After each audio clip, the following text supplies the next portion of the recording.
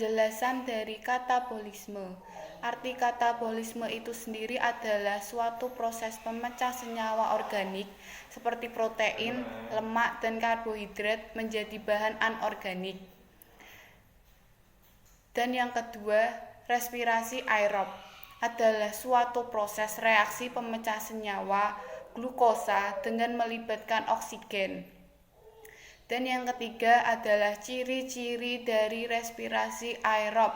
Yang pertama adalah membutuhkan oksigen, yang kedua menghasilkan 36 ATP, yang ketiga proses berlangsung di mitokondria. Berikut adalah tahapan proses respirasi aerob yang terbagi menjadi 4, yaitu 1. Glikolisis. Glikolisis itu sendiri adalah suatu proses pemecah molekul gula menjadi 2 senyawa asam pirufat yang terjadi di dalam sitoplasma. Proses glikolisis ini terjadi di dalam sitoplasma pada kondisi tanpa oksigen.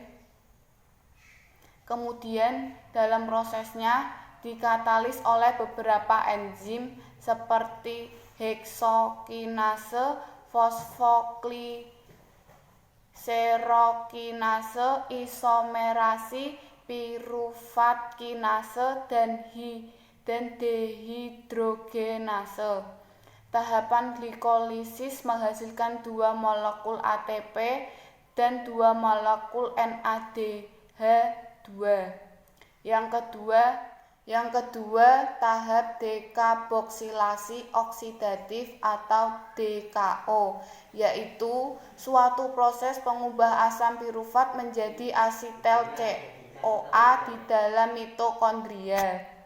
Pada tahap ini, 2 molekul asam pirufat yang terbentuk pada proses glikolisis kemudian diubah menjadi asetil CoA lalu menghasilkan 2 NADH. Tahap ketiga, siklus Krebs, yaitu suatu proses masuknya asetil CoA kemudian bereaksi dengan asam oksaloasetat dan asam sitrat. Tahapan siklus Krebs menghasilkan 4 molekul CO2, 6 molekul NADH2, 2 molekul FADH2 serta 2 molekul ATP. Dan tahap terakhir adalah transport elektron. Tahap terakhir terjadi proses transport elektron di dalam membran mitokondria oleh NAD+ dan FAD+ yang kemudian menghasilkan H2O dan energi. Pada tahap ini terdapat proses donor elektron, akseptor elektron, serta reaksi reduksi dan oksidasi. Donor elektron sendiri adalah suatu jenis senyawa yang dihasilkan dari adanya tahap glikolisis maupun tahap siklus Krebs. Dan ini adalah contoh proses aerob.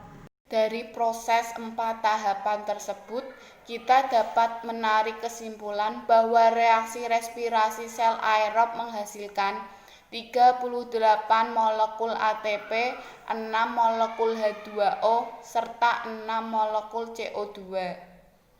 Demikian penjelasan dari saya. Mohon maaf apabila ada kesalahan dan kurangnya, dan saya ucapkan terima kasih. Wassalamualaikum warahmatullahi wabarakatuh.